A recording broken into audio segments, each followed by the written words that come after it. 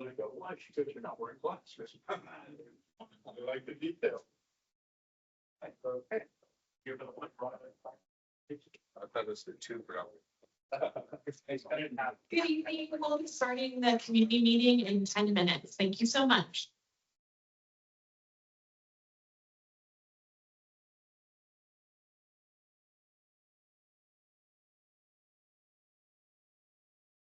That's a great position.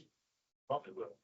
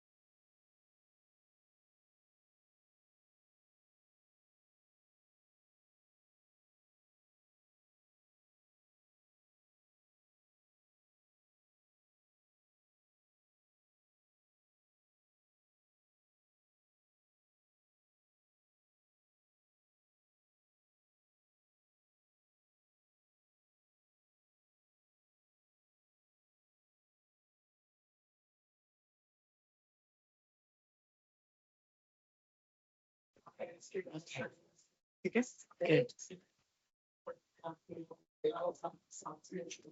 Am I?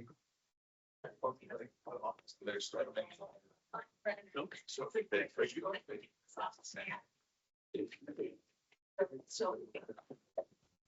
Okay, good evening, everyone. Thank you so much for being here today. We really appreciate it. I see that everyone's making their way to their seats. Good evening, and thanks for being here tonight to learn more about One Broadway Plaza. My name's Katie, by the way, and I'm assisting Mike and William from Caribou Industries with hosting this event this evening. Tonight's meeting is an opportunity for the team to share early information about the recently updated project, listen to your questions and feedback, and make sure the community is aware of what is being proposed. Before we get started, we would like to share a quick disclaimer for our participants. For your information, this town hall is being recorded, and by participating in person or virtually, you acknowledge that your comments, questions, and any statements made during the session may be included in the recording and shared publicly after the event. With that out of the way, let's talk about how tonight will work. We'll begin with a brief presentation, walking through the project and some background information. After the presentation, we'll open it up for questions and comments, and we'll do our best to answer as many of these as possible. If not, we'll follow up with you afterward. We ask that everyone please be respectful of one another so we can ensure each attendee has the opportunity to ask a question. If you have a question or comment, please state your name before speaking. Try to keep questions concise so we can hear from as many people as possible. And additionally, for those viewing online, you'll also have an opportunity to either submit a question via the Q&A function on Teams, or if you'd like to call in your question and share it live, we ask that you text your first name to 714-251-6569, and you'll be put in a queue for live comments. We will call you back on that number when it is your turn. We will address the Teams and call-in questions after the in-person questions have been concluded. There is Spanish translation available tonight. Rodrigo from our team will be providing translation after each slide of the presenters shared details in English.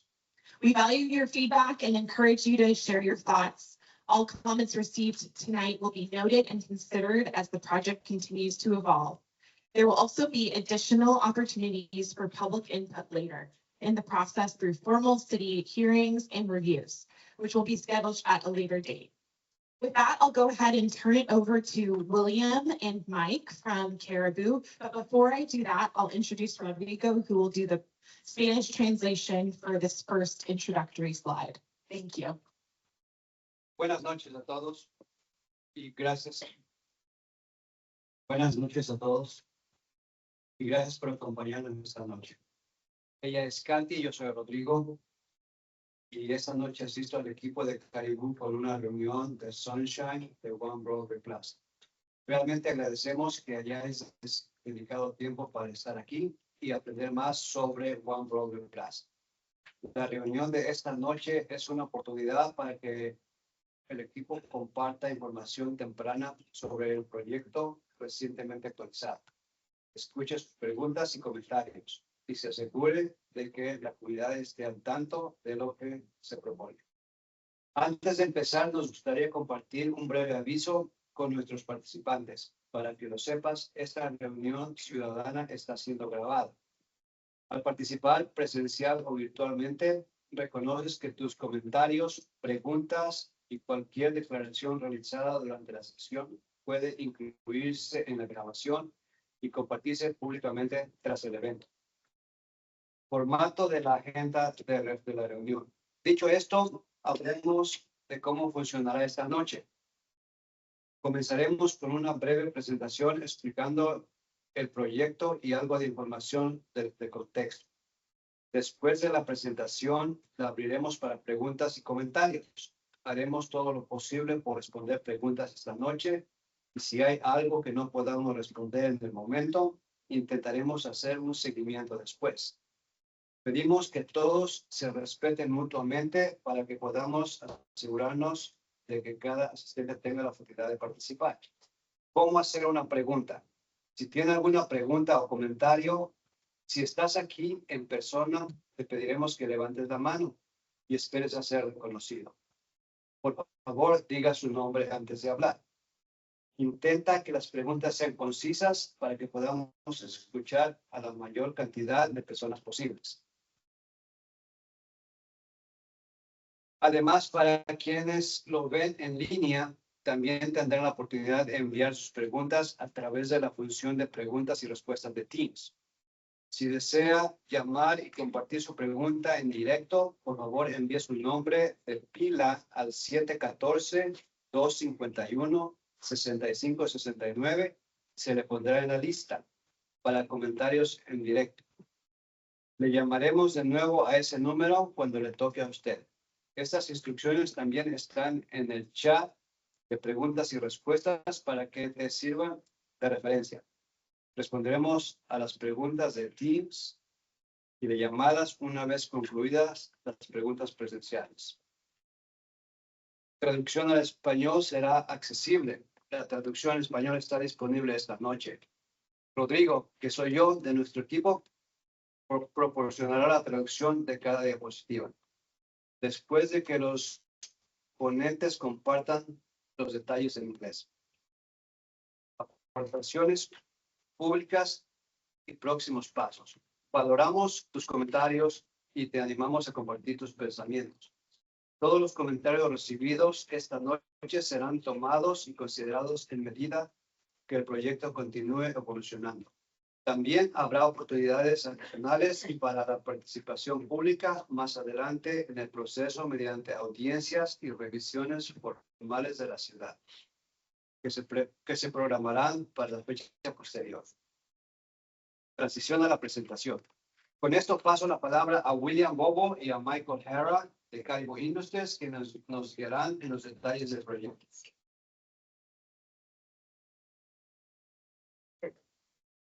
Sí, bueno.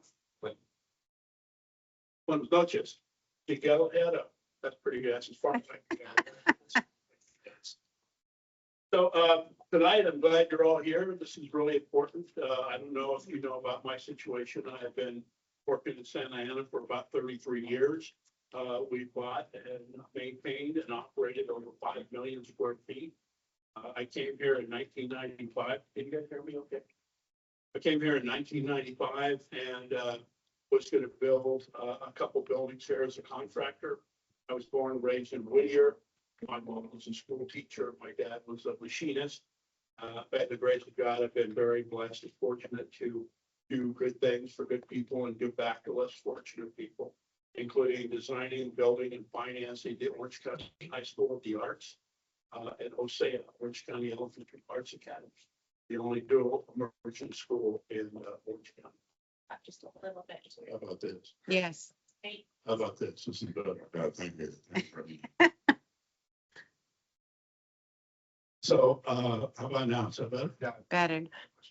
Yeah. So in going forward with these other projects, I had put together a lot of things. I restored several historic homes. I've done a lot of things with the Masonic Temple, restoring that, and quite a few other buildings.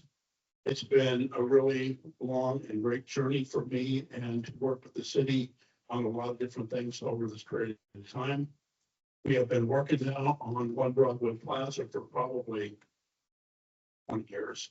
But there was been a lot of headwinds, a lot of what was COVID, different times, different things that have happened over time, the economy, the interest rates, quite a few different things that would preclude a building like this from being built here. Over that period of time, we cleaned up a lot of Santa Ana. We painted off a lot of graffiti on houses as time went on, and we did spend a lot of time with the police department and public works to make this venture really a great and fun thing to do. Tonight, what we're talking about is One Broadway. It goes back almost 20 years or so. We had we had an election and it won overwhelmingly to support the project. We've done a lot of things since then, but going back from the beginning, this project was always going to be a commercial building, which is office space. Back at that time, that was the going thing. At this point in time, commercial office space, I don't know if you know, but there's lots and lots of empty buildings. Everybody's working from home. And so that demand is like non-existent. And it doesn't really bring in, it does a couple things wrong that this stuff we're doing now does right. It is less traffic by having residential here, which we're converting into now. And then it also has less greenhouse gas effects by 50% because the cars aren't idling or around that area. And also it creates a tax base for the city by having people here and spending money and building the city up. So it was a total of 602 units. And out of that, these people will be able to walk to all of these different places.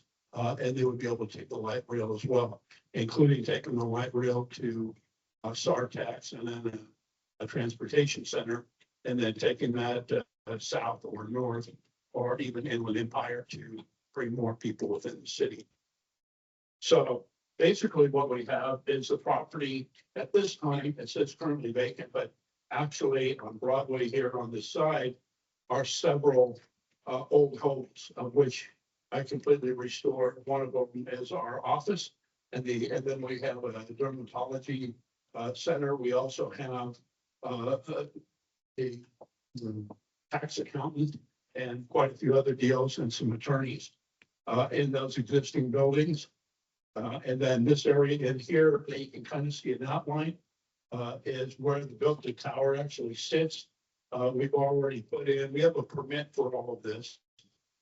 What we're talking about tonight is the use, not whether it has a permit or not, but the actual use of it from commercial to residential. The residential component is, like I said, that's a major thing today. And housing is a big deal. There's less than 2% vacancy in the So it's also, there's the streets that it borders on. I don't know if you know where it's at, but it's Broadway, Sycamore, and Main Street.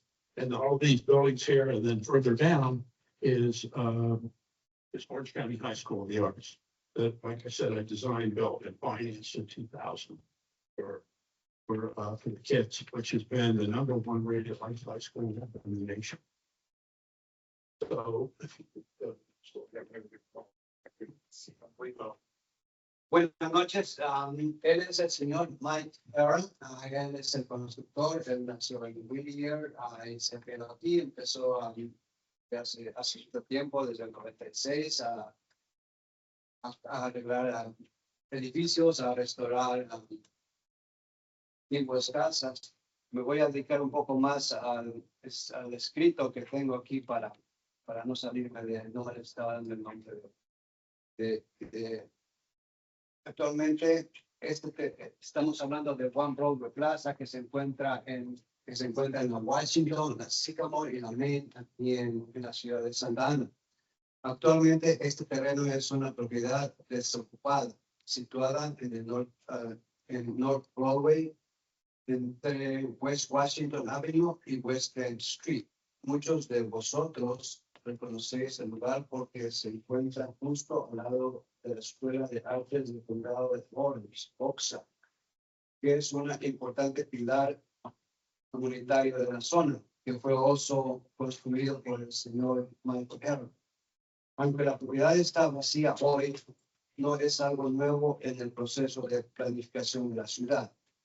En 2020, el Ayuntamiento y la Comisión de Planificación de Santa Ana aprobaron un proyecto previo para este lugar que incluía usos de oficina y comerciales. Este proyecto finalmente no se construyó, pero las aprobaciones ayudan a dar contexto sobre cómo se ha concebido el sitio en el pasado.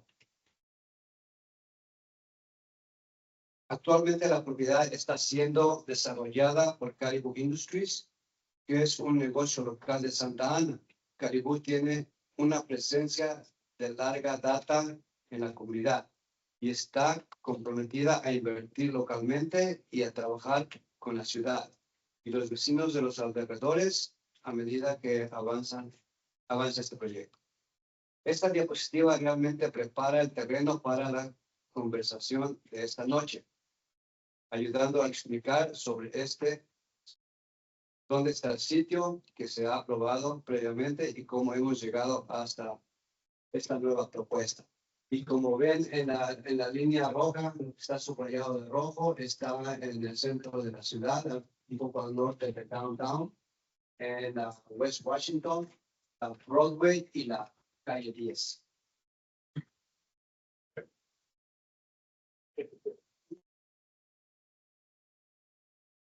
Okay, a few other things here, project details. The building, by the way, again, has already been approved and gone through all the CEQA, EIR, all the pertinent things that needs to have it happen, and we do have existing permits. We have a live permit, and we are actually building the foundation right now. We have the piles in the ground. The building is 37 stories. It's about 493 feet. It is 32 floors are apartments. Like I said, the apartments are in high demand and less than 2% vacancy back there. It has a 9-level parking garage. It is detached from the building. It also has a grocery in it. We're looking at putting in Trader Joe's so that everybody could use that. And also in the plaza level, we have 5 restaurants down below that is open, that are all open to the public and to the tenants. We also have 2 world-class 5-star restaurants on the top of the building with alfresco dining, Ambrosia, and we're working with 2 or 3 major steakhouses at this time. The number of residential components of people that are looking to rent nowadays has really increased tremendously. What this project has is it has less greenhouse gas effect. Basically what that is the fact of the cars sitting in the garage and commercial or having people come and visit in the commercial during the day. None of that's existent with residential. People leave in the morning, they go to work, then they come back in the afternoon. So the traffic is less, and also it stops the congestion for the Orange County High School of the Arts, and also makes it easier for them for ingress and egress. The lower parking requirements also have taken that garage from 2,400 spaces to 1,080 spaces. The discretionary approvals, the amendment to the SD 75 zoning document has already been done. Originally, that showed all commercial, and then we had it rezoned for 412 apartments, 200,000 square feet of commercial. And now we're getting rid of the commercial except for the restaurants and the public entity things that serve the public on the plaza level for everybody to enjoy. We will make it so that it's easy to get to, easy access. Again, we have a grocer on the first floor. A lot of people can walk to that from where they live at, and we can actually do events for the public on the plaza as well. Diapositiva número 3, detalles del proyecto. Ahora me gustaría repasar los detalles clave del proyecto propuesto. El proyecto está previsto como una torre de uso mixto de 37 plantas. De estas, 32 plantas incluirán aproximadamente 602 apartamentos residenciales, ofreciendo una mezcla de tipos de unidades que describiremos con más detalle más adelante en la presentación. Además de la torre, el proyecto incluye un aparcamiento o un estacionamiento de 9 plantas que se adjuntaría a un supermercado. Es importante destacar que tanto el garaje como el supermercado estarán separados de la torre residencial, lo que nos permite gestionar mejor la circulación. la carga y el acceso peatonal. También quiero destacar algunos cambios clave respecto al proyecto previamente aprobado para este sitio. Primero, hay un aumento en el número de viviendas, junto con ajustes en la mezcla y máximos de viviendas, para responder mejor a las necesidades actuales de vivienda. En segundo lugar, se reduce el espacio mínimo de oficinas comerciales que antes se requería, permitiendo aún otros usos comerciales, como el comercio al servicio del barrio. Esto proporciona más flexibilidad y se alinea mejor con las condiciones actuales del mercado. En tercer lugar, el proyecto propone requisitos de aparcamiento o estacionamiento más bajos que los que se contemplaron anteriormente. Cuando es residencial, ocupa menos estacionamientos que un comercial.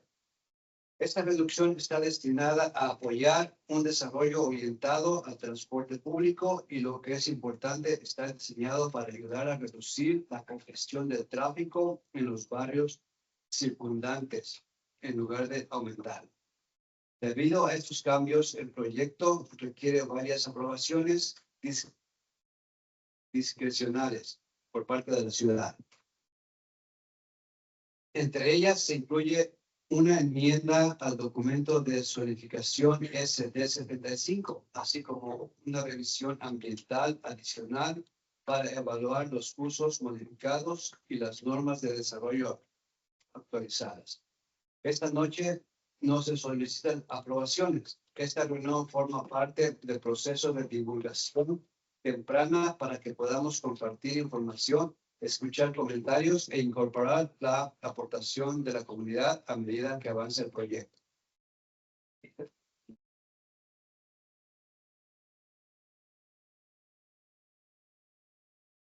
Okay. So what we have right here is a site plan I kind of touched on a little bit earlier, but this is a little bit clearer. If you take a look at it, over here is the Orange County High School of the Arts. There's a theater there, the main tower building, the School of Arts building, and then 1200 North Main.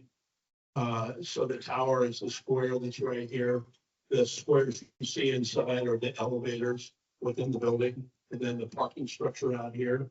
And then in the very center over here on the other side is where all the restaurants are, on top of the tower as well. And then these other buildings are buildings that are businesses and El Sol School, and this building down here on the end is another school. So it's pretty self-explanatory. Pretty questions I want of the location. Okay. Diapositiva número 4, plano del sitio. Pueden ver en amarillo, ese es lo que está marcado para el plano. Esta diapositiva muestra el plano del emplazamiento del proyecto, que ilustra cómo están dispuestos la torre, el aparcamiento y el supermercado en la propiedad, así como los puntos de acceso para vehículos, peatones y carga de servicios.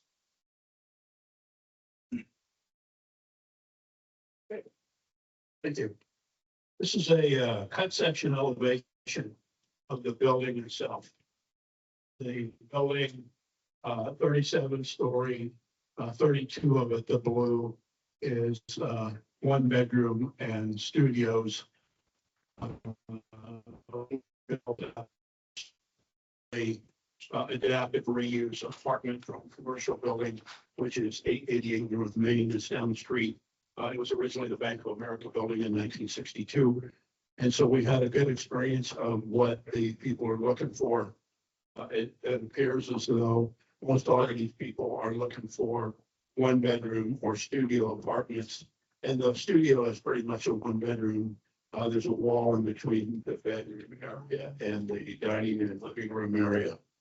If you have a copy, or if you get this, there's copies up here. It shows what the lobby looks like, and then what the rooms look like inside. They have floor to ceiling glass. They have 13-foot high ceilings. And then this is a restaurant up on the top. And then these are the floor plan layouts for each one of the bedrooms, 1, 2, and 3 bedrooms.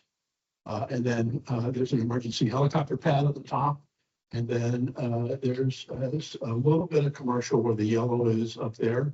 And this information right here is basically showing how many units, the height of the unit, where it's located in the building. Diapositiva número 5, sección transversal. Este gráfico muestra la elevación general del edificio y cómo los usos se amplían verticalmente a lo largo del proyecto. Los niveles del suelo y de la plaza verás usos que sirven al barrio como comercios, restaurantes y un supermercado, diseñados para ocupar la calle y crear un entorno más amigable para los peatones. Por encima de esto, la mayor parte del edificio es residencial, con estudios y unidades de un dormitorio que conforman la mayor parte de la torre, y unidades más grandes situadas hacia las plantas superiores. En la parte superior del edificio, el diagrama muestra las comodidades en la azotea y el espacio, el espacio y el restaurante que están separados de las zonas residenciales y orientados para aprovechar las vistas, minimizando el impacto en el barrio circundante. Se trata de un plan conceptual de apilamiento destinado a mostrar cómo se organizan los diferentes usos dentro del edificio, en lugar de detalles arquitectónicos o interiores finales. Thank you, Rob. The next slide, please. The slide here depicts the some project renderings and elevation. The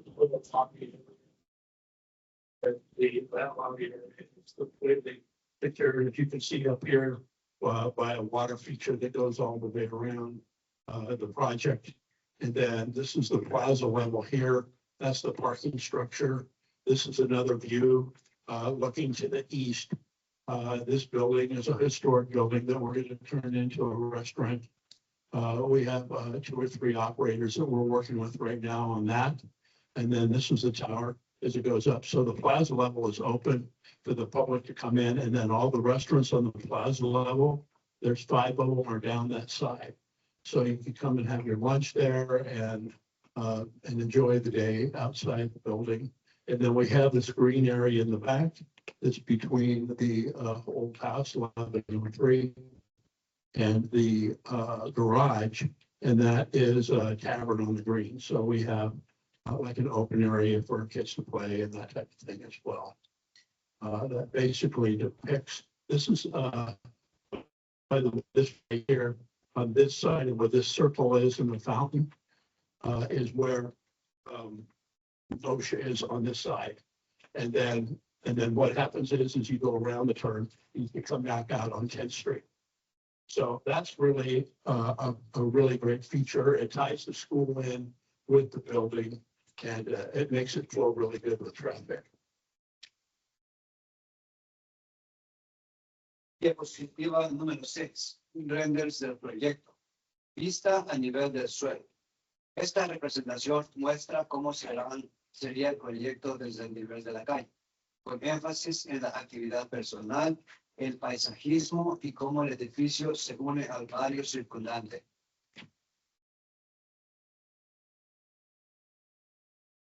Vista del vestíbulo. Esta imagen ilustra el vestíbulo residencial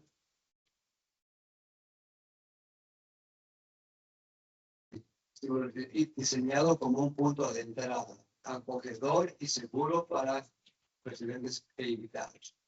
Patio delantero y estructura del apartamento que está en la parte de atrás. Este renderizado destaca la zona del patio delantero y la estructura del estacionamiento o aparcamiento, mostrando cómo el espacio abierto, el paisajismo y el acceso se integran en el diseño general del recinto. Next slide, please. Next slide. This is the sample floor plan of apartment renderings. They're very spacious and open. They have floor to ceiling glass. They are more of what they call an urban chic design. Here's a layout in here, what it looks like. So this is a studio that you see up here. There's a wall between that open area and across the other side. And then they all have their own laundry rooms, washer, dryer, kitchen area, of course, really nice bathrooms. And they actually flow really good. It's a lot of really good use for the space. The architect was Ginsberg, probably one of the most renowned architects in the nation. And then you have these other renderings as well with a 2-bedroom or 1-bedroom and a den with a walk-in closet, the living room and the kitchen. So the bedrooms are on the opposite side of the apartment. Diapositiva número 7. Modelo de plano y renderizado de apartamento. Estas imágenes muestran planos de planta de muestra y representaciones representativas de apartamentos destinadas a ilustrar posibles distribuciones y acabados.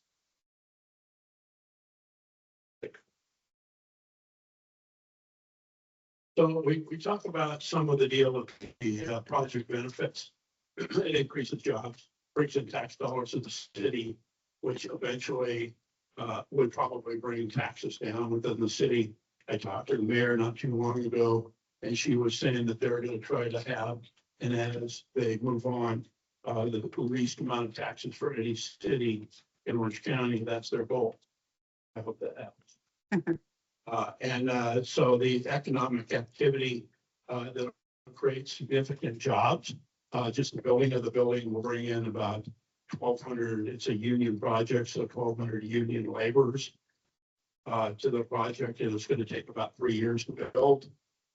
It won't really disrupt too much of that area because everything is done on the site.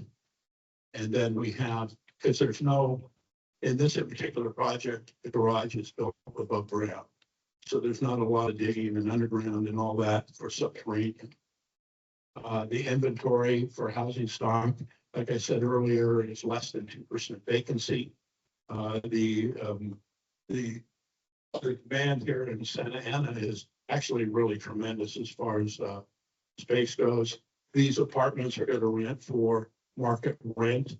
We also put in a situation for the tax increase to be lowered, like we talked about.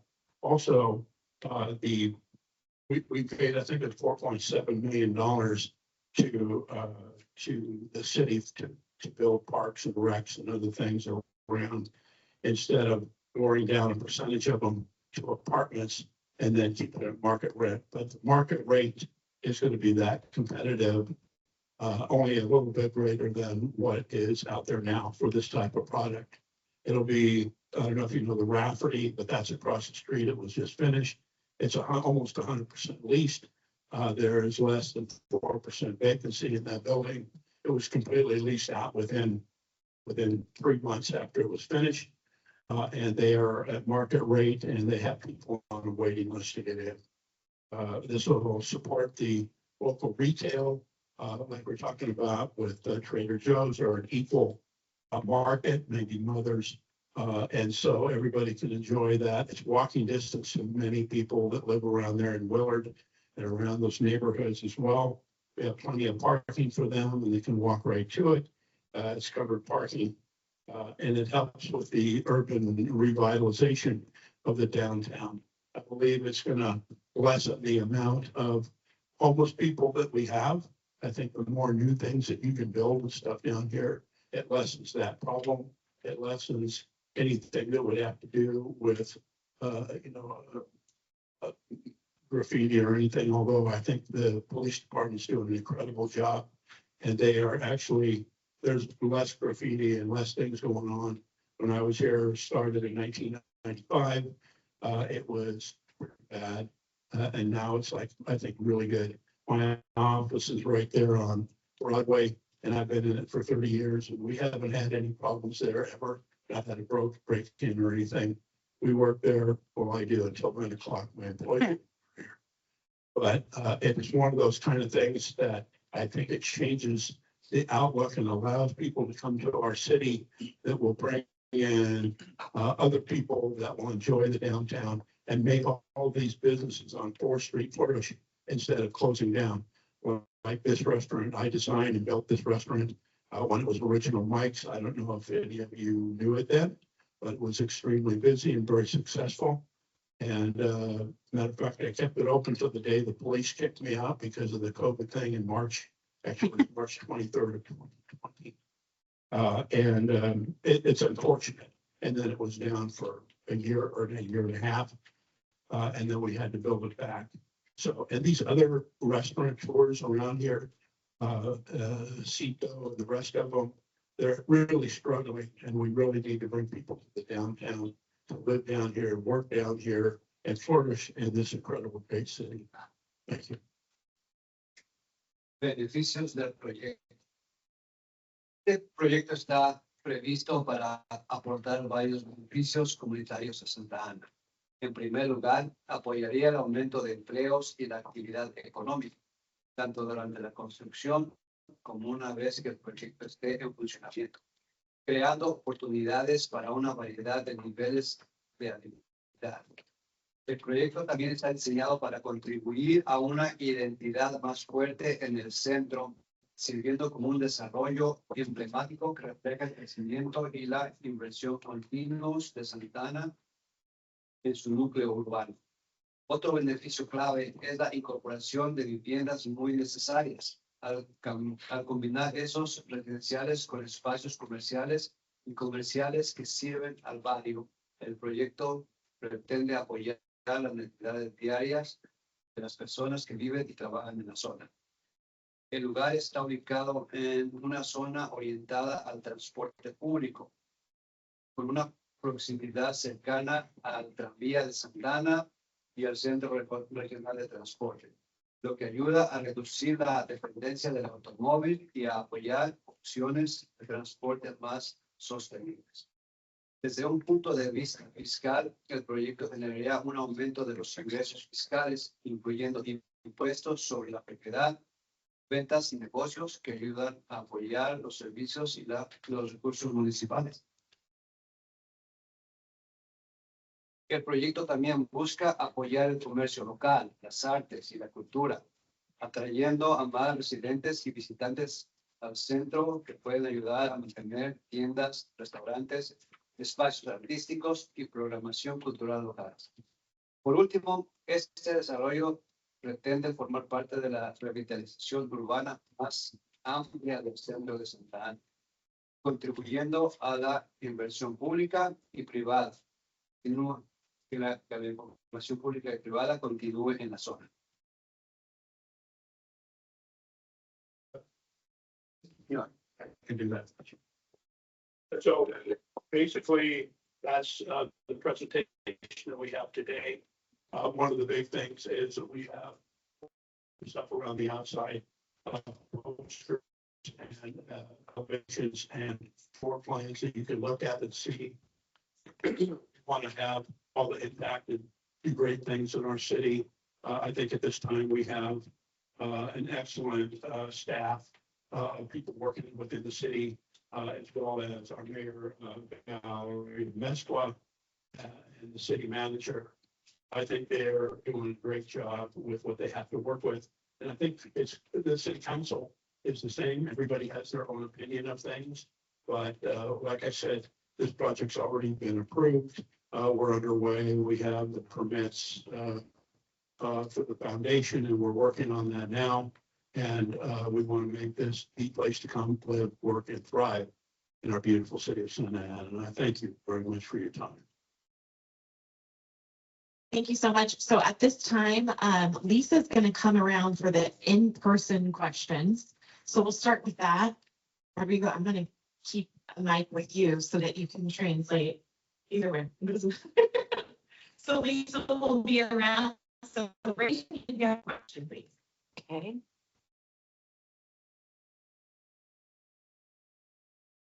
Hi, fairly easy. So, what's the projected market rate for the studio, 1 bedroom and 2 bedroom?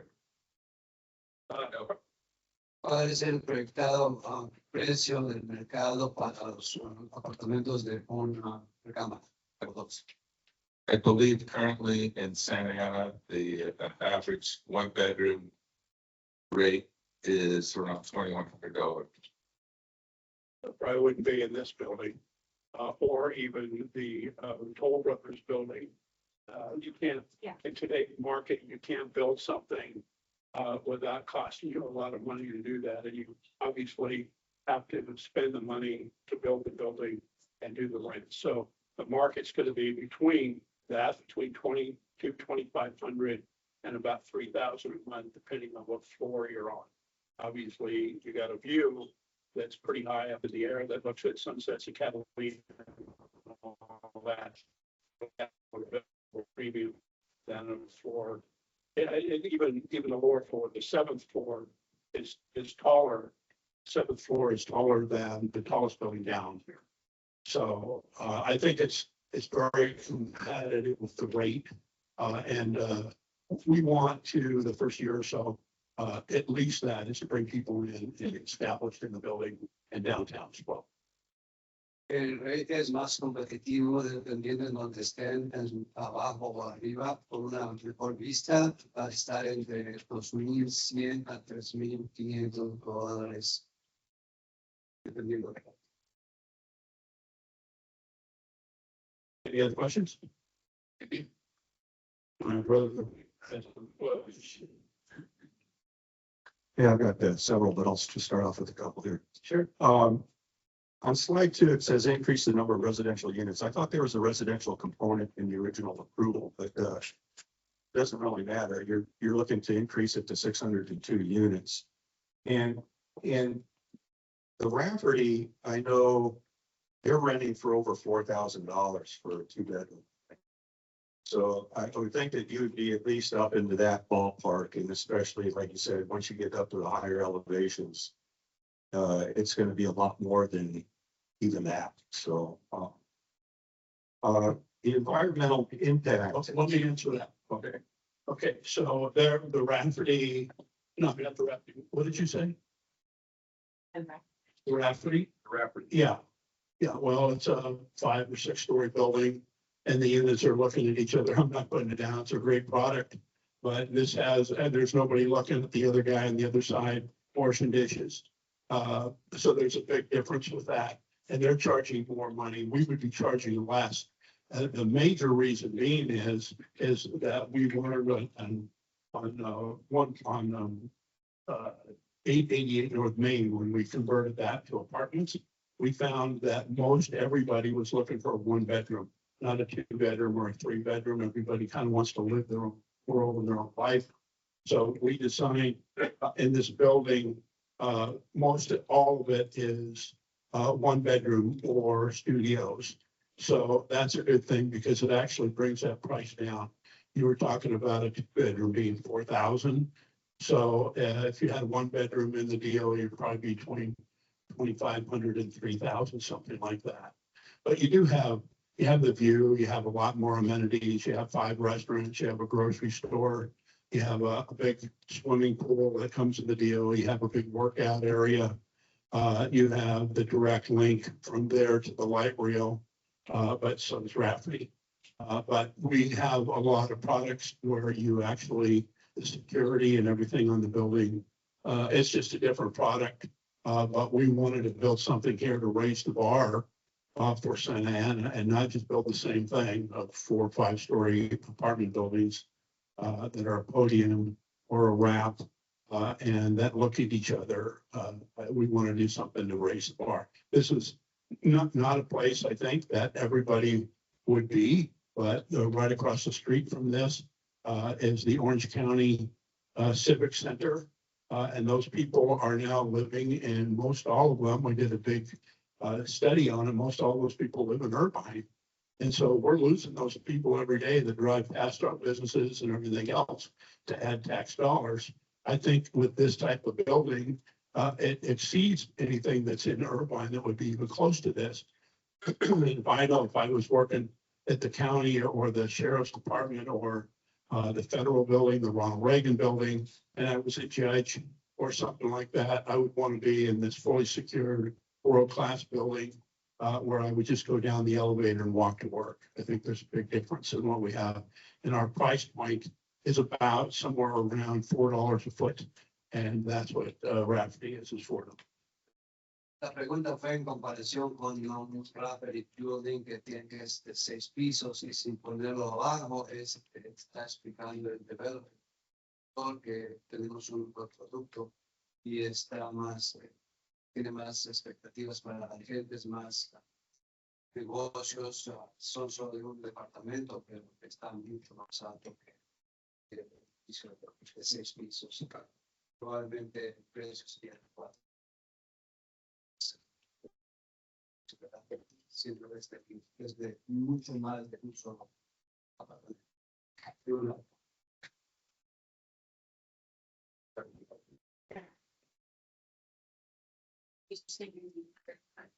Yeah, Dale Helvig. The second question that I have is, do you have a projected breakdown on the number of studio apartments, 1 bedroom, and the makeup of it? And the other thing is, you said, I think the adjacent building, which is currently your office space, is going to be converted into a restaurant. Did I hear that correctly? No, we have some office spaces on the very top floor. It's very little, it's like 4,000 feet. Excuse me, I think it was going to be converted to a restaurant. Yeah, no, the office stays up on the top floor. It is like 4,000 feet, that's all it is. And then all the computer equipment and computer systems are self-contained in the building in the vault on the first floor. Then the rest of the floors, the plaza level is 5 restaurants. And then there's 2 restaurants up on the top. And then we have an open area plaza in there. Because I thought your projected rendering, you talked about the old home right next to it. It was going to be a restaurant. Yes, sir. That's not where your office is located. It is. It's going to be converted. Yes. Well, that's what I was asking. That's going to be converted to a restaurant. Yeah, why not? I always love food. I can smell the ribs cooking. How much more I can take of this. And the other old homes just north of that are going to stay intact? Yes, we restored all of those and they all stay there. Nothing moves in that. They're actually a buffer for the garage and everything. So when you drive down Broadway, you see all the historic homes all the way down there in front of the entire project. Yes, Sure. So you give a breakdown of the units? yes, sir. Okay. Yeah, they're right here, but it's also in one of these books. If you pick up a pamphlet, it has a full breakdown of it. Well, the print's so small on the handout, you can't read it. Yeah, well, I'll come up and take a look at it. okay, you bet. Okay, I can read this to you if you want to do it. The total is 500, I got the 580 units of 1 bedroom and studios, 20 units per floor. And then that's 29 floors of the building. And then the rest of them are about 20 units of 2 bedroom and 3 bedroom, total of 22 units up here. So if you look at the color, I don't know if you can see it, but these 2 floors right here are green. These are 2 and 3 bedrooms, which are like penthouse suites. And then the rest of it from down here below, every floor is exactly the same. La pregunta fue que si el edificio histórico que está adyacente al actor sería convertido en restaurante. La respuesta es que sí, pero se mantiene lo histórico. Las casas son históricas. Se mantienen históricas. Solamente se han renovado. La otra pregunta fue de cuántos apartamentos eran de cuántas recámaras. Hay 33, 34, de 2 y 3 apartamentos, recámaras. 11 unidades. Está todo en el panfleto que lo pueden ver. Y hay 29 pisos, 20 unidades por piso, por un total de 580 unidades. That's what I said. Anybody else have a question? I'm sorry, I'm over there. I'm from Resident Orange County. I'm late to your son. They all rental. For their sales. Oh, that's all rental. Oh. And we got one for you. La siguiente pregunta era que si eran por venta o por renta, y todas las unidades son por renta. Hi, my name is Kathy Moorhead, and I have a couple questions. Great. My first question is, will the residents of the apartments be paying a parking fee monthly as well as their rent? No, No, okay. no, the rent is, the parking is the same. And then, how many parking spaces total do you have? 2,400. And when you multiply out, let's say that those one bedroom apartments could have two people each, a couple living there. One bedroom. A lot of people do that. And then, 1,200. okay, 12 spaces. and then the amount of people working there in the building to their commerce scores. How many people do you project in their commerce scores? Well, there's probably about 10 people working in the building and they're all rentals. Space. We only have 3,800 feet on the top floor.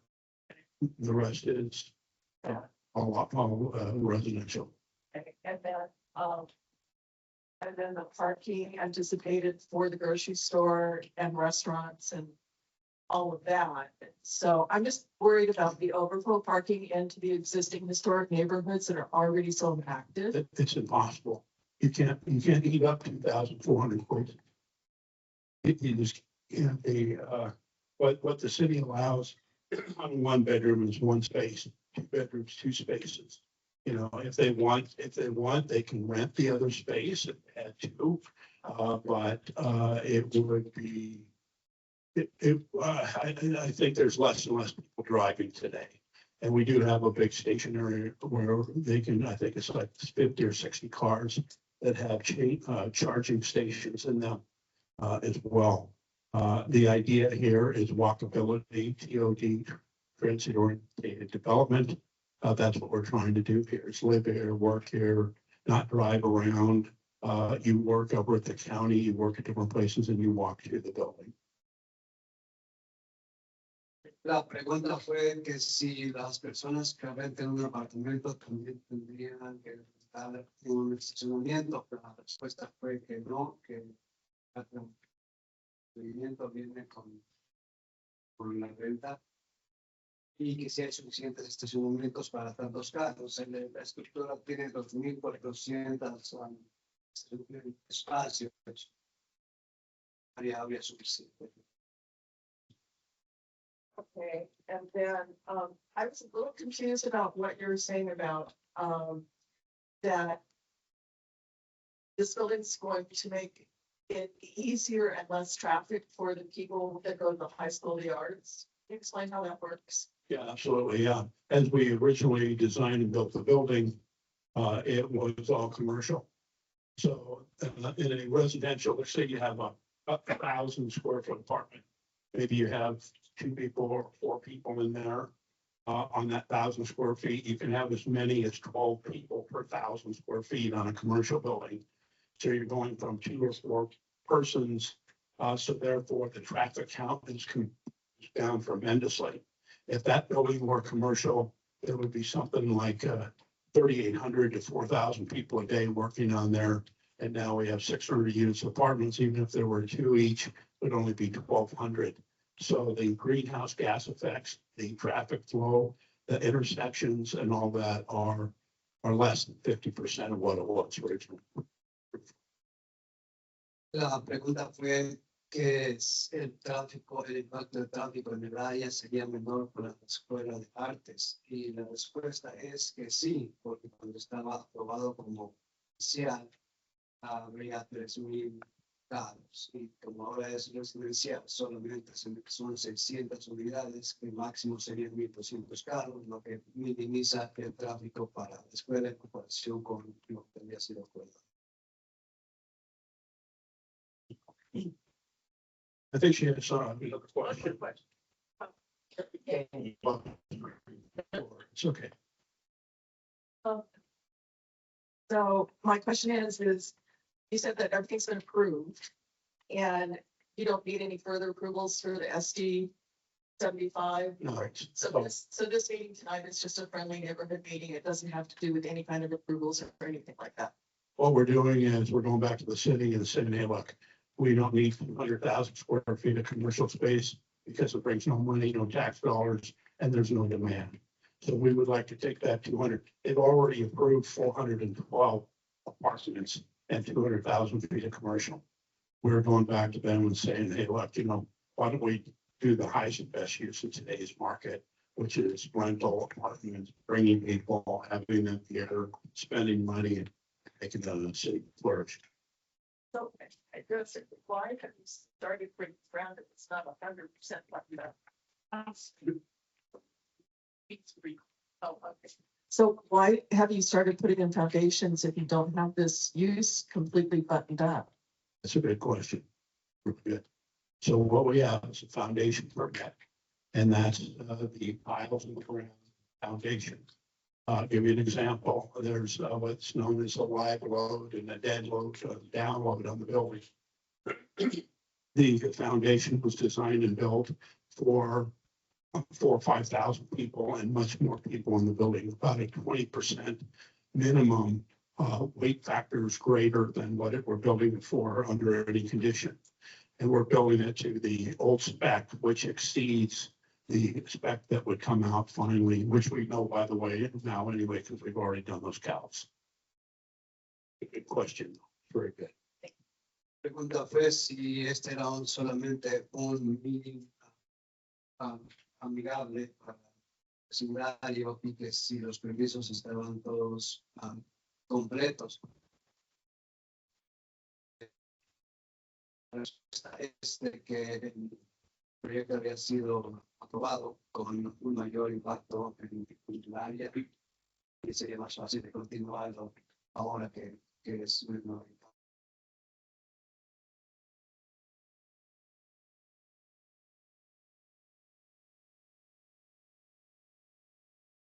And Fraser. I have two questions. One, why is there a helicopter emergency pad on the roof? And two, is anyone here from the Willard neighborhood? I'm just wondering how those residents get affected. Like four or five people over here. I think I'd like to hear some comments from them. That's all. Why is there help? Yeah. Is it an emergency pad because of the height of the building is more than 250 feet? If you were on the upper floors and there was a fire down below, I would have that helicopter with the issue. La pregunta es, ¿por qué hay un aeropuerto de helicópteros en el último piso? Es por si hay alguna emergencia en los pisos superiores, es más fácil de evacuar cuando se va un helicóptero corriendo.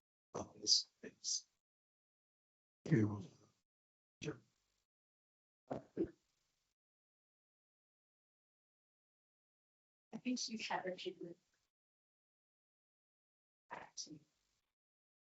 Irene Cabañas, I'm with the Willard Neighborhood Association. Hi. And the Willard Neighborhood Association strives to beautify our neighborhood and create more community. And this building doesn't seem to reflect that. As you mentioned, it's very different than the surrounding community. So two questions. Is there a plan for affordable housing? And can you provide a little bit more detail about the green space or the community spaces that are being offered? Sure. The city, we got with the city, and instead of having 19 units is what they would give as affordable housing, which is not that much less than where we're at anyway. We gave them, I think it's $4.7 million or something to build parks and recs and stuff, so they could enhance the city. I think that's better use of the money, and rather than having 19 units for some other use. It is not a low-end housing project. It is, we're raising the bar to make it a better place to live down here, make it safer for Willard and everything else. Willard has been really, I got to tell you, there's a story here. About 20 years ago on Willard that faces all of Broadway, they had graffiti sure you remember if you were here in 95, there was graffiti on every house, every day. I asked the city to help me fix that. They didn't. I actually put a flatbed truck and went and had, the colors matched on those houses. And at 6 o'clock, 5 and 6 in the morning, we painted out the graffiti on those houses. A little bit later, we had people come out going, "What are you doing painting our house?" If they don't want us to do it, I guess we can leave the graffiti. But in order for me to make it a better place over there, that was a pretty rough neighborhood in 95. And I believe that from bringing in the school and bringing in different things that are in the neighborhood, upgrading the thing, keeping it clean, I think Willard looks great now. And I think even French Park, everybody has taken a lot of immense pride in building what they have. I think that's really good. And as far as your question is, with the open area for Willard, it doesn't get any better. You walk across the street and you have 5 restaurants, plaza level. You have an open area, the green area and everything for outside dining. If you wanted to have open air dining on the top, you're at the highest building and you can see the sunsets behind Catalina. We offer a lot of things for people that will never have those opportunities, and just building other buildings that look the same stuff. Yes, we still been covered wagons if we never do. Tesla. I said Tesla, so I don't like. Any other questions? La, la pregunta del vecindario de la Wheeler sería cómo Broadway Plaza mejoraría la vista de la ciudad. La respuesta fue de que muchas donaciones que se han hecho para mejorar edificios en el área.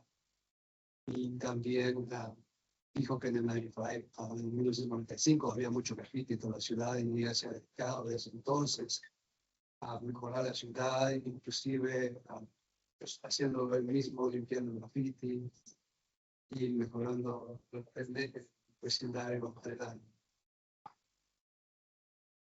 Any other questions? Jason Boogie, a local resident.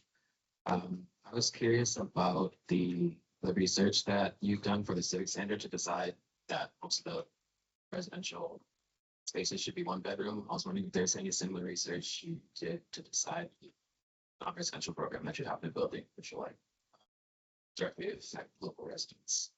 Well, the non-residential, like I was saying, is Yeah, sorry. yeah, it's basically open to the public. That's 5 restaurants on the plaza level, which is some of it's fast food. It's like pizza or tacos or something like that.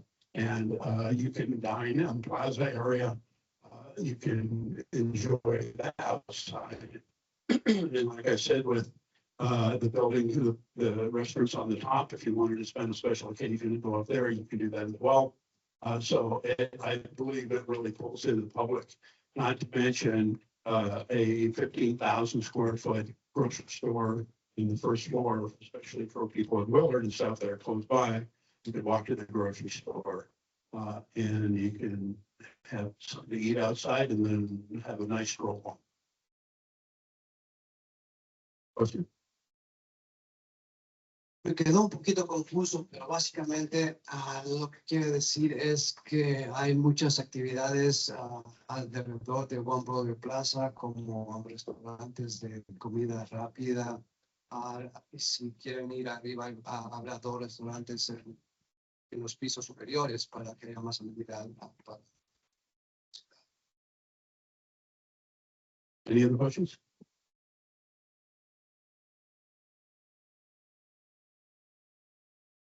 I'm Dorian and I live in the Willard neighborhood right across the street from this plan. First of all, I feel very disgusted by this plan. It doesn't seem to suit the neighboring tenants. Will you be doing follow-up meetings to inform people about the next steps? Because if you're saying this is already approved, construction is going to be affecting the neighbors by a lot. So I don't think the design and height conform to the existing neighborhood. $2,200 to $5,000 a unit, it does not fit our neighborhood. Especially because the neighboring tenants are low-income, hardworking families that live in apartments, so they're renters. And I hope that you would explore providing affordable housing units. You paying millions of dollars for parks and recs? I'm curious exactly how the 4.7 million has been used for parks and recs. That kind of seems like a buyout. And I'm disappointed. This is not good news for our neighborhood. We work very hard to make our neighborhood thrive for the people that live there, and this is not for us. I want to throw up right now. You're saying this is going to be a thriving community? It's not going to be for us. It's going to be for people, like you said, the Rafferty, mothers, Trader Joe's, people that work at the Civic Center. Those are not the people that live in the city of Santa Ana. What will your follow-up meetings look like? Because I had a neighbor that said they had trouble going online. So how many more meetings will you have before construction? Oh, well, there's one more meeting after this. And then you can go online at any time and speak your piece of what you think. I'm sorry that you don't feel that it's appropriate. But it actually, in all the years I've been here for 30 years, and I live across the street from Willard, I have never seen anybody, neighborhoods in Willard, so those people even cross Broadway to the other side of the street. I've never seen that. It's pretty much interior there. But it's open for everybody to enjoy. We do need to make some changes in the city. If the city doesn't bring in tax dollars and they don't have it, that your taxes will go up, the city won't thrive, and they will have a lot of problems. I mean, there's nothing here in the city right now to bring in tax dollars and make some changes. If you don't do that, it doesn't ever change anything. We've got to make changes. It's part of what we do in life. La pregunta fue que si iba a haber más meetings antes de que se inicie la construcción. El constructor dijo que sí, habría uno más antes de empezar, pero que lo siente mucho que la persona se sienta disgustada por el proyecto, pero que si no hay progreso, si no hay construcción, no hay avance.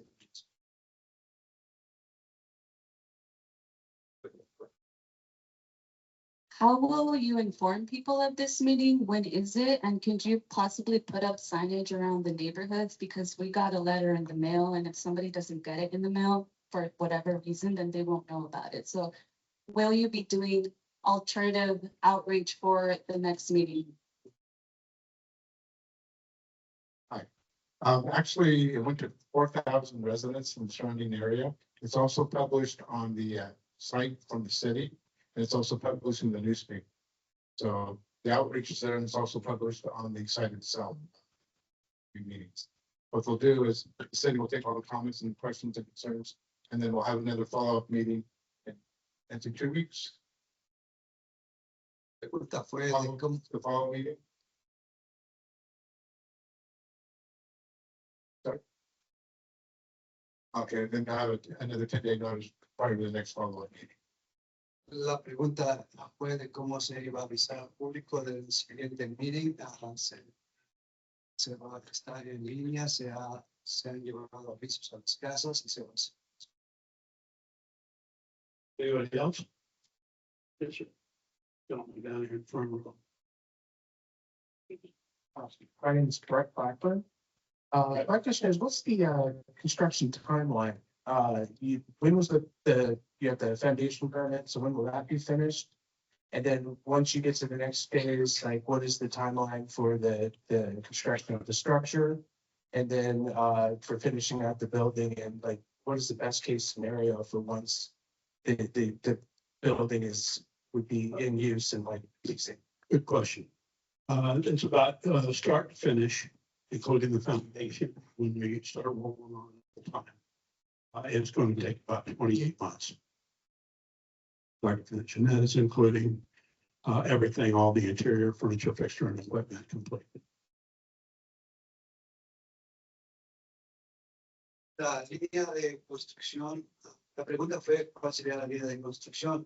La respuesta es de 20 toneladas. And then my follow-up on the timeline is the 28 months. So when does that actually, that kind of timeline actually begin? Because it sounds like we have some regulatory hurdles, and so that's gonna take some time. I would say probably we're looking at Q3, first to Q4, that would actually be getting everything ready to go. And then the first part of next year, by Q1, we would be starting full time. Yes, sir. Otra vez la pregunta de cuándo sería el comienzo y la respuesta es en el cuarto periodo del año, como en diciembre y empezar a trabajar todo lo que da en el primer cuarto del año. So, my name is Oliver. So my question is, in the Civic Center of Santa Ana, since we have so many jobs, how many people are expected to, like, from other cities that work in the Civic Center in Santa Ana to this building? That's a good question. Actually, I would say quite a few, mainly because most of those people, like I said earlier, live in Irvine that work in the Civic Center area, whether it's in the courthouse systems, federal or state. And also the downtown Santa Ana area. There's a total of 39,000 people that work in the Civic Center area every day, and their average income is about 104,000 a year.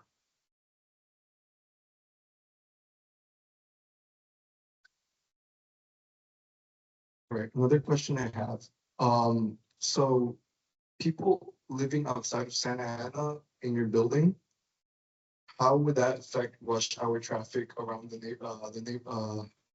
neighboring neighborhoods next to the building? Like, how much traffic will be generated how much new traffic will be generated during rush hour with the new building? Well, it's all been approved for commercial, and from the commercial to this residential, it's about 50% less than what we have the approvals for. So it's going to change a lot of that. Plus the fact that people that are there, everybody works. So they all come home at different times. I don't think anybody leaves right at 8 and comes home right at 5.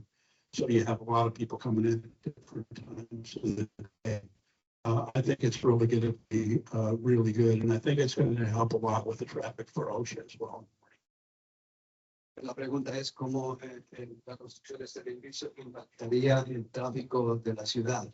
La respuesta es que este edificio ha sido aprobado por comercial, que sería mucho más tráfico en el pasado. Esto reduciría el tráfico por un 50% más o menos.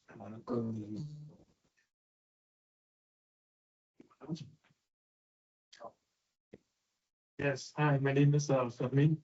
I actually help manage one of the historical buildings on the corner on Washington and Broadway, in Patio Real.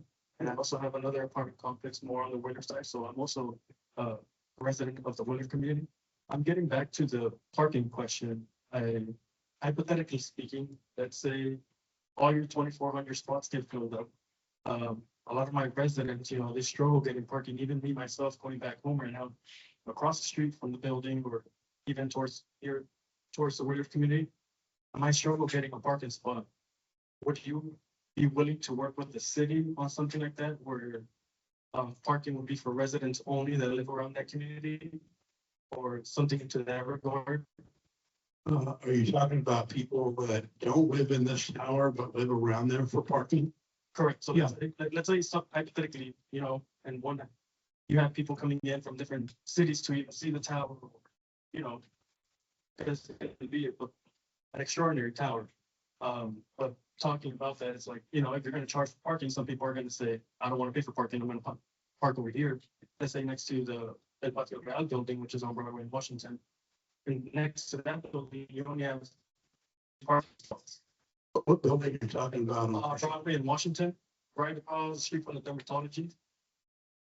On the corner, very close. That little brick apartments? Yeah, 15 units, let's finish that. Yeah, very nice. I like those. Yes, thank you. Yeah, I like those. We don't know how you restore them and how good they look because they weren't very nice. Yeah. Took us a long time just. Very nice. Next to those buildings, we only have 4 parking spots. Yeah, we're just very thin on parking there. Yeah. And the garages, you maybe take a scooter. Very small. Yeah. Yeah, we can, what we do is we have so many parking spaces, is that we would sell to the residents around there, like I do with these other parking, a monthly. That would be, we would give a discount for the people who live around there. La pregunta es si el estacionamiento de la torre va a ser disponible para los residentes del área, otros que no sean, que no estén viviendo en la torre, y la respuesta es que sí, sería una renta por mes a un precio más cómodo.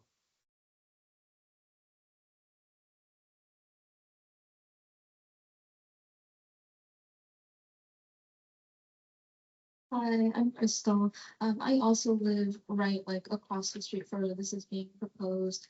And to echo the previous statements, I'm not very thrilled about this project. For me, it just sounds kind of anything very scary, and it sounds like it doesn't really reflect the needs of like the local community, especially because most people are low income, those families that have like multiple children, like like multi-generational households.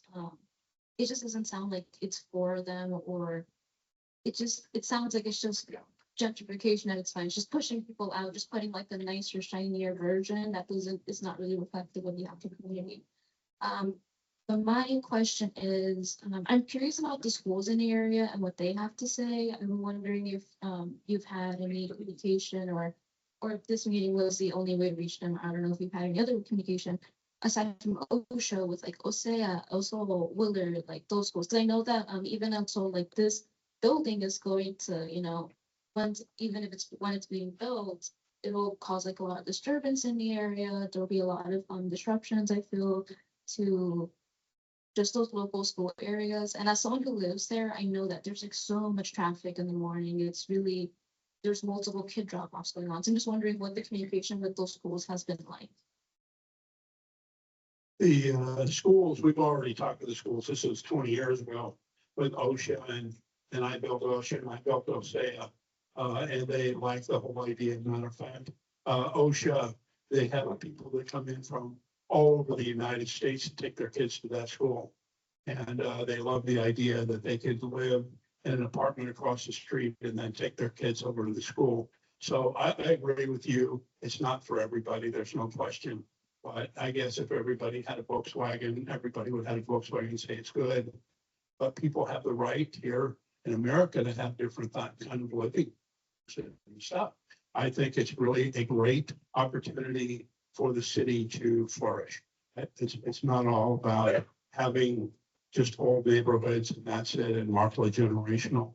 I think that's really a good thing. And I think that's really, I think that neighborhood, my hat's off to Willard.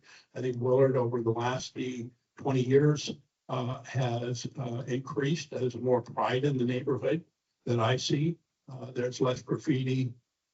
And I see less homeless as well. I mean, like I said, I pretty much live in Willard myself. My office is sitting right there across the street. So I appreciate your comments and I'm sure it'll all work out good. It is a decrease, tremendous decrease from commercial. Commercial would have been a lot harder. Although we have mitigation, there's probably $13 million worth of mitigation, right? In turn signals, different intersections, one-way streets on Main. There's a lot of stuff that goes in there to stop all of that other traffic that you're talking about. That mitigation has been tremendously reduced by changing, adding more apartments and less commercial. Thank you for your time. Otra vez, la pregunta fue de cómo afectaría esta construcción a la escuela de OSHA y OSEA.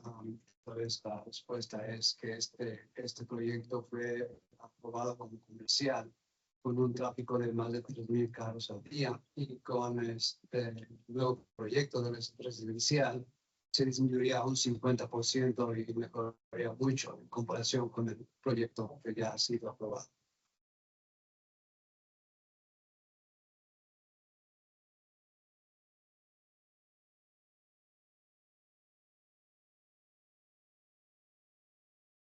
name's Amanda. My question was for the amendment on specific development 75 that you're needing to change this plan for.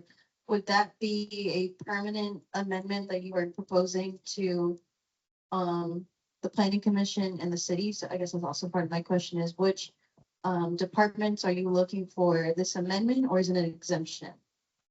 No, it's not an extension, it's just an amendment changing. Right now, we have an approval, it was all commercial. And then we changed that to 412 units of apartments and 200,000 feet of commercial prior to COVID. And then after COVID hit and everybody left, they started working from home. All these commercial buildings went out of business. So we don't want to have an empty building there. The highest and best use, excuse me, is residential. And because of that, we have taken the steps to make it 602 units of apartments that will be more successful in the highest and best use. If it's not pending the revisions.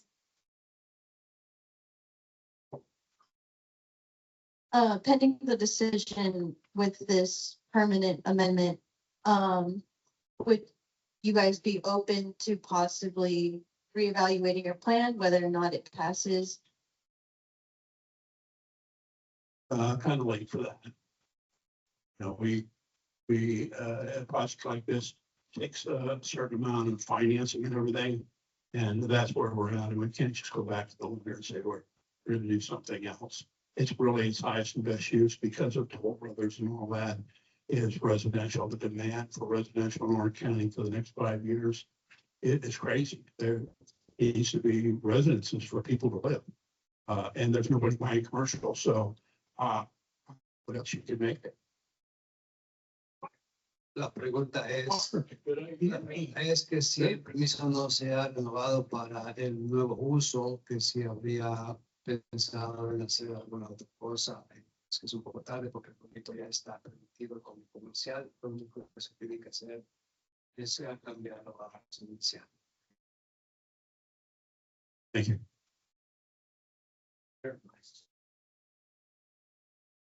Hi, Kathy Moorhead. My question is, moving forward, what is the process? Who makes the approvals? Does city council have to vote on this? Is it a public vote measure, like go on a ballot? How does that work? Is it a public? Well, does it have to go on a ballot for approval? No, So it's who are the decision makers for the final? city council. And so this will be a city council meeting that the public can attend and weigh in on their opinions and all of that, correct? That's correct. And the union workers that are coming, they'll be primarily from out of Orange County, correct? They're all from Orange County. All of Orange County, okay. Yeah, most 72% of the labor's union, the carpenters are local. Live in Santa Ana. So it's all these people work in Santa Ana. So not building this just takes about 1,500 jobs away from local people.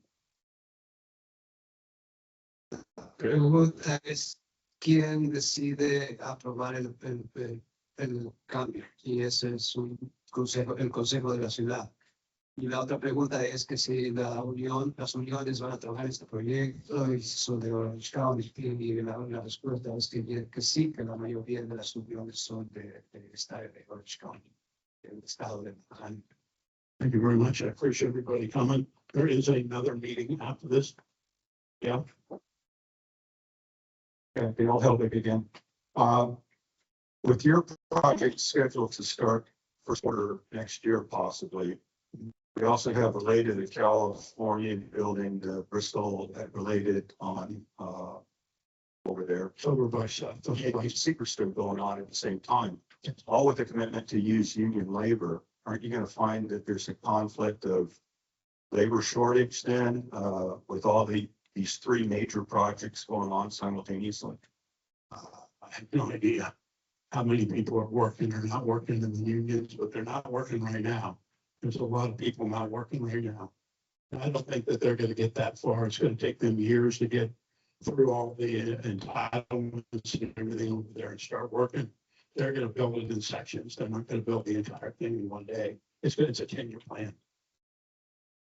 La pregunta es que para usar unas uniones para el aporte de este trabajo, habiendo tantos otros proyectos en las ciudades aledañas y va a haber subsidios de unión. La respuesta es difícil de contestar porque no sabemos cuánta gente está trabajando. Lo que sí se sabe es que va a haber trabajo disponible para mucha gente.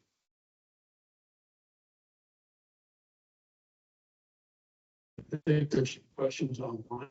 Yes, and oh, we have one.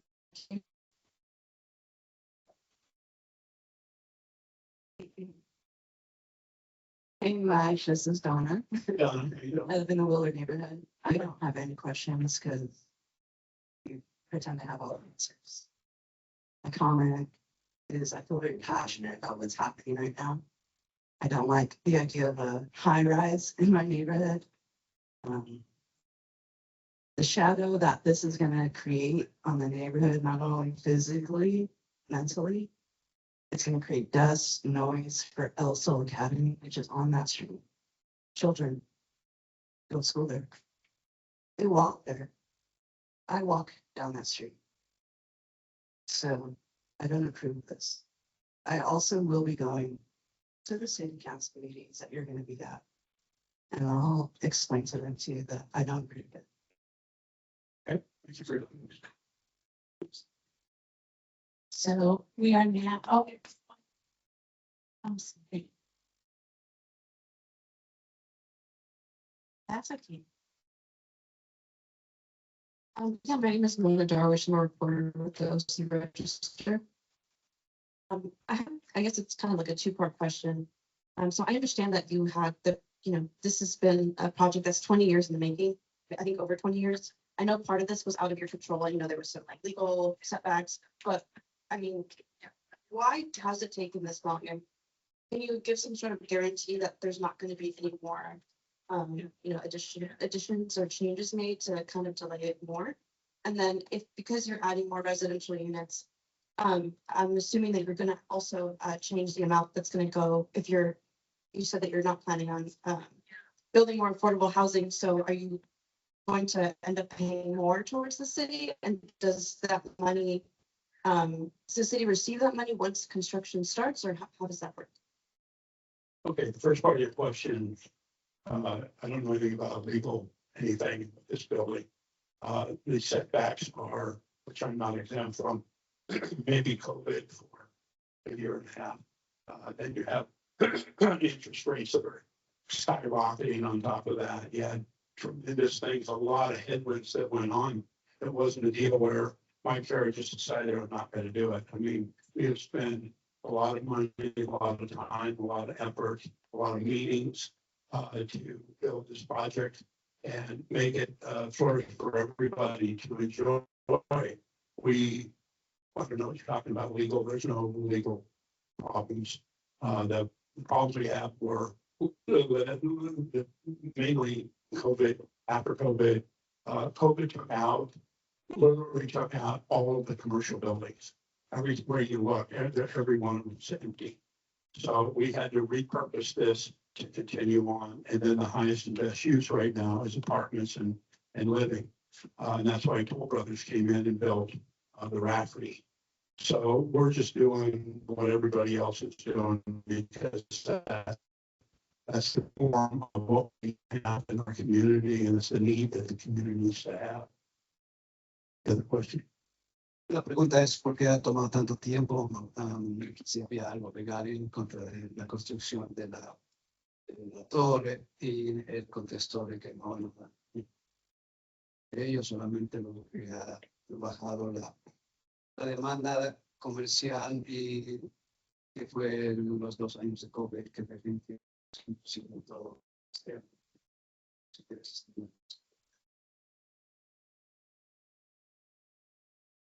Yeah, we're going to go to the online questions.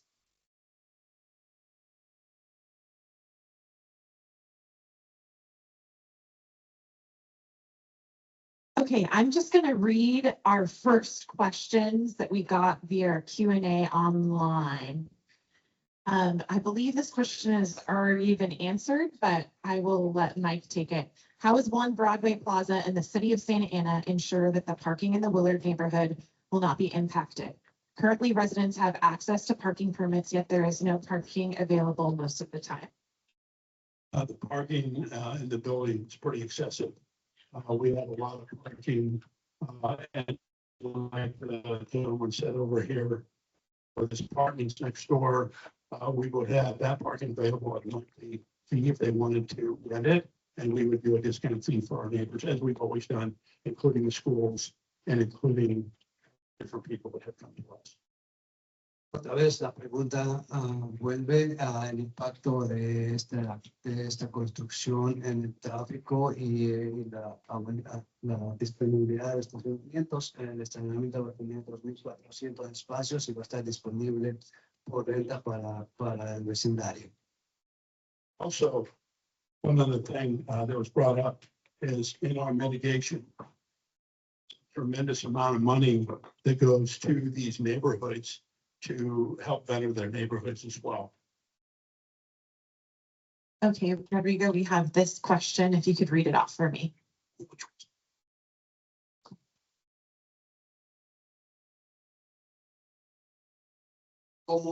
¿Cómo esta construcción va a ayudar a los estudiantes de la escuela en el área cuando ya el tráfico en general es un problema?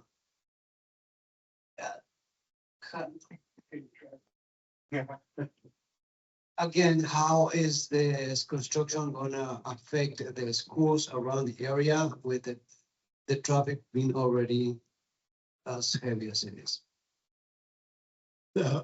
Actually, everything is going to be loaded on this property from Washington off of Main. So anything that comes in goes onto the site. The site is 6.5 acres. So during that portion of time, we load and unload everything on site. It's not in the street at all. We build the tower and then we back out of that to the garage. And then we back out of that till we finish the other second half of the garage. So everything will be contained on site. La idea es que el ingreso va a estar en el lado de la Washington, tratando de no afectar tanto lo que es el escuela.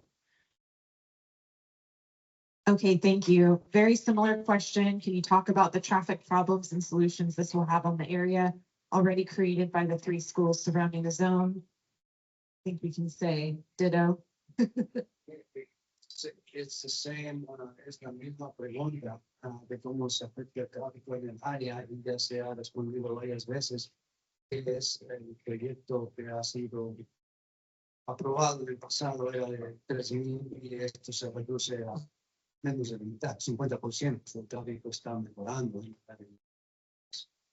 comparación con el proyecto aprobado anteriormente. Habían prometido que eso sería un estacionamiento para las escuelas que ahora los van a beneficiar. There had been a promise that this would be parking for the schools, and now they're going to change it to commercial. Actually, we're not changing it to commercial, it's just the opposite. So we end up with a lot of extra parking. So the situation we have now, because it is residential, we got plenty of parking for the schools, although we gotta tell you, the schools, I built 2 of them and I see them every day because I go to work there every day. The parents drop them off in front and leave. I have never seen parents ever stop and park and stay with their kids all day. They just drop them off and go on. And we will have the same situation over there when we build this. It won't be impacted by any of the construction work.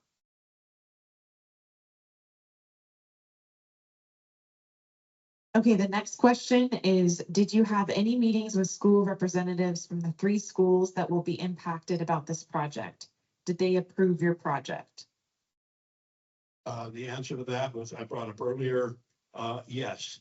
We talked to them, actually. It's all part of building out the schools and everything. I let them know what we were gonna build and how we were gonna build it and the size and the parking and all that. And like I said, we actually finance, build, and manage the entire schools until they can get off on their own. And in order to do that, they're pretty grateful for that, and I'm blessed and I can help that situation. So we work together in harmony with these schools, and the answer is yes, we talk to them, and yes, they're aware of it, and yes, they're okay with it. La pregunta es que si el constructor ha hablado con las escuelas del área y cómo este proyecto va a afectarlas, y la respuesta es que sí, se ha hablado con ellos en múltiples ocasiones y están de acuerdo con ello. There are a couple of comments and I'm gonna read them and just see, Mike, if you want to address them. The first is, if it's too late to make changes, I hope you make a good donation to all the schools that will be impacted. Think about the kids.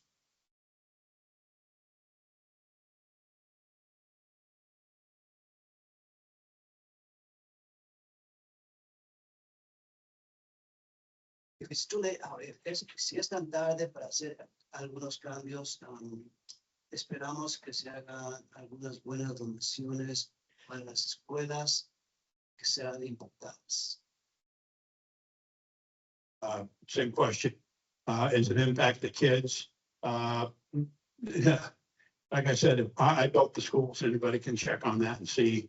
And I put them together, and I just got an award from OSEA for putting that school together. It's the first and only dual nursing school in Orange County. And I designed, built, and financed Orange County High School of the Arts. So it is all about the kids. And I've been an athlete my whole life. I've also been a musician. And I think these kids need to have a really good chance at life and doing good things for many people in the future. Believe in education.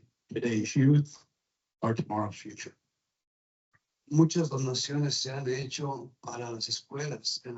El caso es de que él mismo fue quien ha construido la escuela de Boya y la financió y donó mucho dinero para que esta escuela exista donde existe ahora.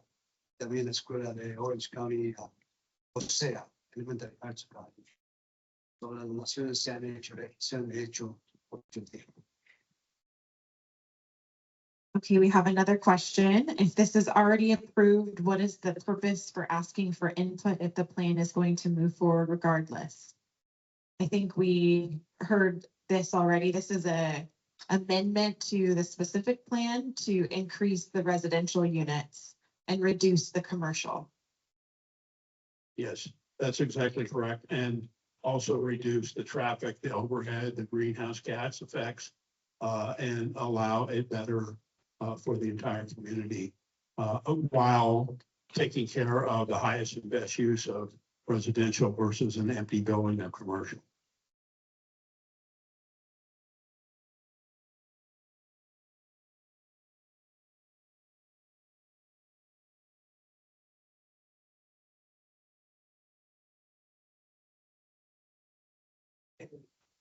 Solamente se va a hacer el cambio del específico para cambiarlo de comercial a residencial. And we have one more comment, very similar to some of the others. I invite you to come to any of the 3 schools during drop-off and pickup times for you to see the traffic congestion, but because you won't live there, it won't affect you.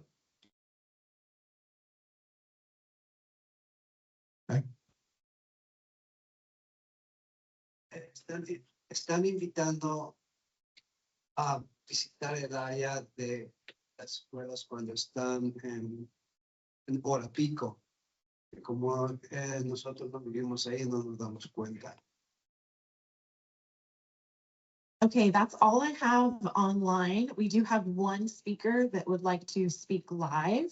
So I'm going to ask my colleague to come get my laptop and we'll call him and get this going. While we're doing this, I have another lady that has a question.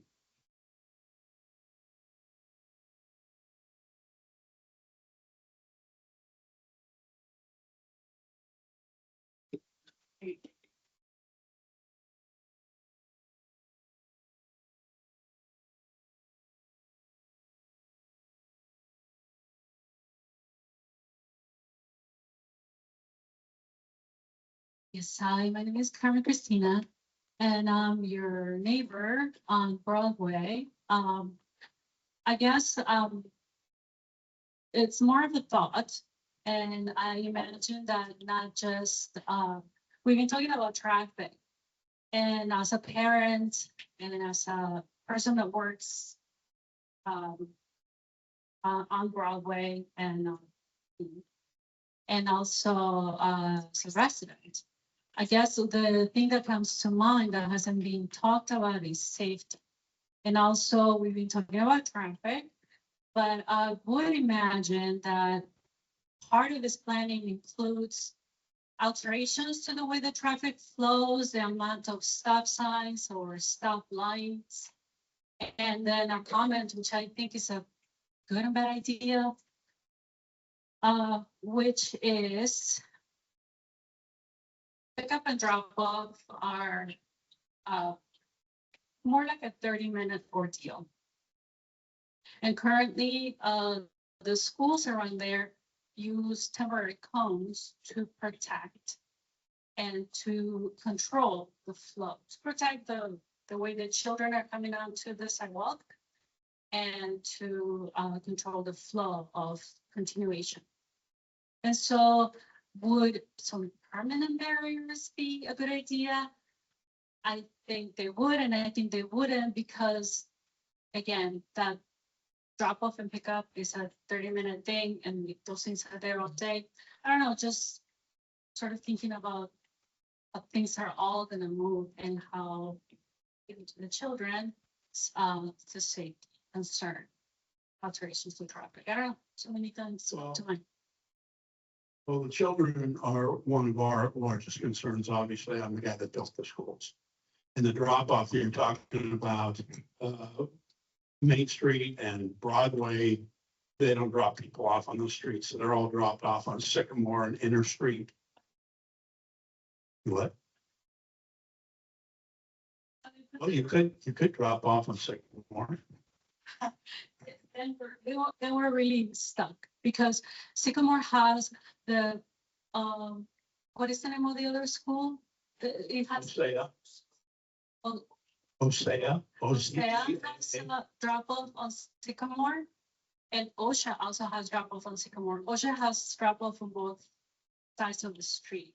One goes to the east or to the north and the other one goes to the. Traffic to the parking lots, so the OSHA parking lots, which is not terrible. And then, Main flows actually faster than Sycamore does. Have you ever had a problem with traffic on Main? I've never seen it and I work there every day. Indeed, no. What I'm stating is a momentary situation. Yeah. It happens briefly in the morning and it happens briefly in the afternoon. Between 8 and 9 in the morning and 2 o'clock or something like that. So then, I guess, because we're talking about traffic and because, as you mentioned, the children's are of utmost concern, is part of the plan for this development, altering the way, so how many stoplights there are, how many stop signs there are, what is the support that the city might give to keep things going during those times. I would think that these are things that you've already thought about and maybe they're part of the plan. Are they? Of course, yeah, we have a full mitigation for all of them. Actually, that's in the SD that you're welcome to read, or we can give you a copy that talks about traffic signals. Right now, we have the Santa and I encourage them and they're now doing it.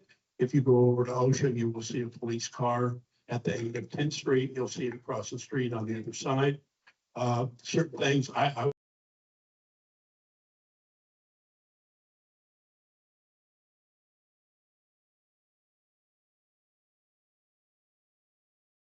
Okay, we have a caller, so I'm gonna hand it over to my colleague John here, and then we can conclude the meeting. Thank you, guys.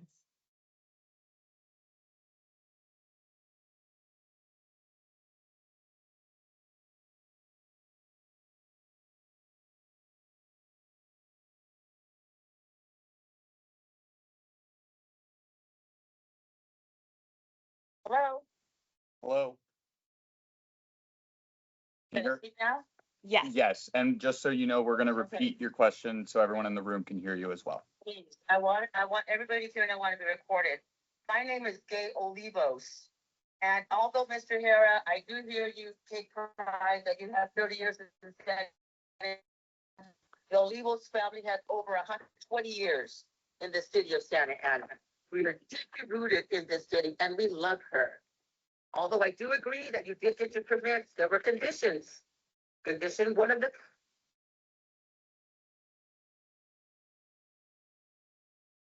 Sorry, could you repeat after permits? I do agree that permits were, I'll speaker. I do agree that permits were given, were granted, but there were conditions. The building had to be occupied at least 50% or more. I'm pretty sure it was at least 50% with a B rated or higher prior to construction.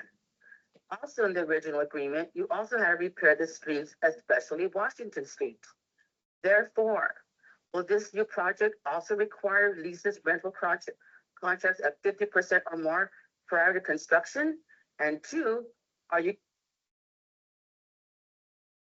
these are my personal comments. Could you, It sorry, is could you, clear that could you repeat after two? Your second, And two, thank you. are you going to fix the streets surrounding the project? That was part of the original agreement. It is clear, Mr. Hera, that you are an advocate and I believe huge donor to OSHA. I am a founding parent of the Soul Academy of Science and Art, and we were the first dual immersion program in Orange County, not OSEA. Actually, OSEA stemmed from our program, and I believe OSEA is in your building. Therefore, I am very familiar with Caribou Industries. You have given zero to no concern about El Sol Academy, our students and families who have put up with your pile of dirt for over 20 years. We have over 1,200 students attending El Sol from preschool to 8th grade, and your avoidance of addressing our El Sol family is disturbing, but not surprising. And to be clear, you have never spoken with El Sol Academy of Science and Art, nor have you assisted in any manner or form with El Sol Academy of Science. You did not put El Sol together, but rather tried to tear her apart 23 years ago. I don't agree with your figures regarding traffic. My home is in Willard, and there are 10,000 residents leaving daily in and out of Willard. This project will add more to this area. In addition, the Main Place Mall, which is currently under construction, is going to add residential units, which is on Broadway Street, less than a mile from this project, which is going to bring more traffic. Residential units are also being built on 4th and Cabrillo. There are residential units on First between the 5th Freeway and Tustin Avenue, which I do not believe are fully occupied. We do not need any more residential units. And we definitely do not need a 30-plus story building in historic Broadway Street for yet more residential living. As for revenue, I would rather extend Measure X to obtain monies than see my beautiful city ruined by this monster of a building. I'm sure we'll survive, Mr. Hera, without this 30-plus story tower. We are the county seat. In closing, I could not get access online. It is your responsibility under the Sunshine Ordinance and ensuring we, the residents of Santa Ana, are aware of these meetings and future meetings. Closing, anybody that's listening, Mr. Hera has to get approval from the City Council for these changes. Please contact the City Council now and spread through all of your social media outlets. Thank you. Was everyone able to hear her? I feel like the audio was pretty decent. Okay, because I don't know if I can say everything verbatim. Mike, if you want to share anything, or do you want to translate what you can first? Okay. Well, I thank you. I thank her for her comments. Everybody has their own idea of things. I'm amazed that a lady that lives in Willard that has these questions would not take the time to come down here in person to say this. She did not know about the meeting. She didn't know about the meeting. How did she know about getting online? We just told her about it. Oh, well, why don't you have her come down? Willard's like 3 blocks. It's not accessible. What? Not accessible, not everyone can be.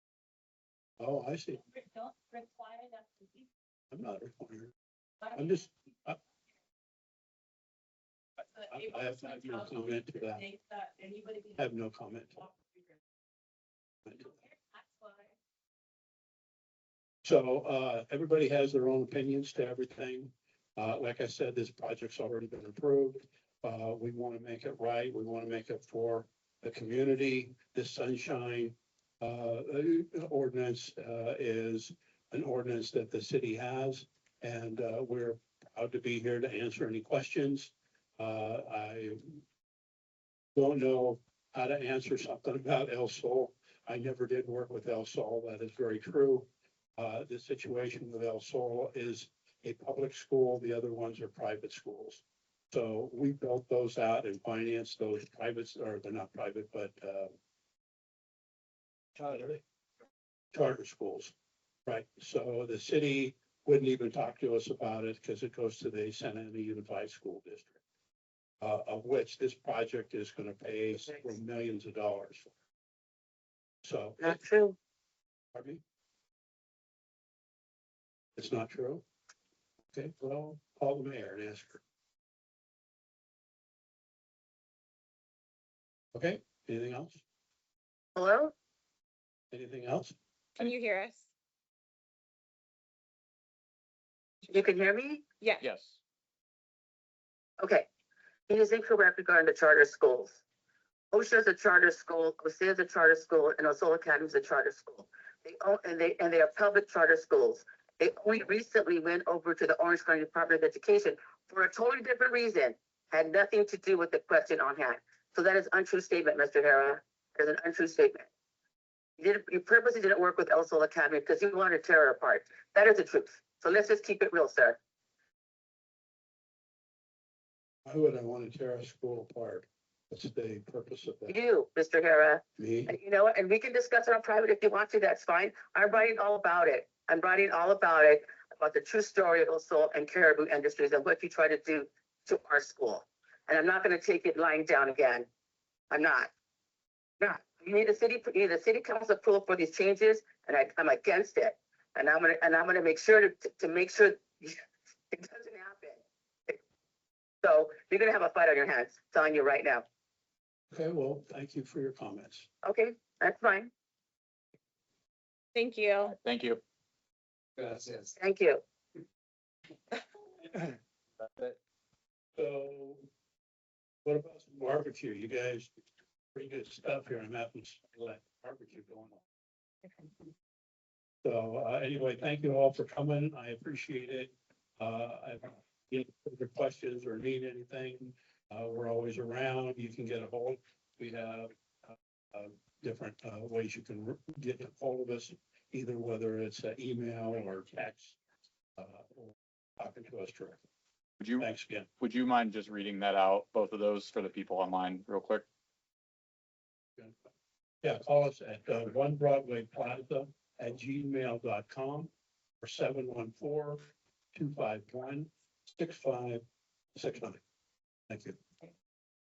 Bueno, eso es todo por hoy. Si tiene algunas preguntas, puede hacernos un correo electrónico. El correo electrónico es One Broadway Plaza, que es gmail.com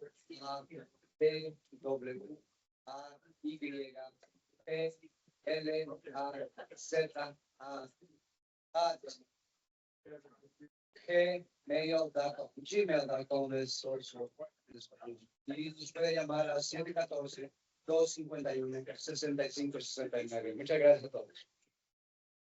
Thank you, everyone. Have a great night.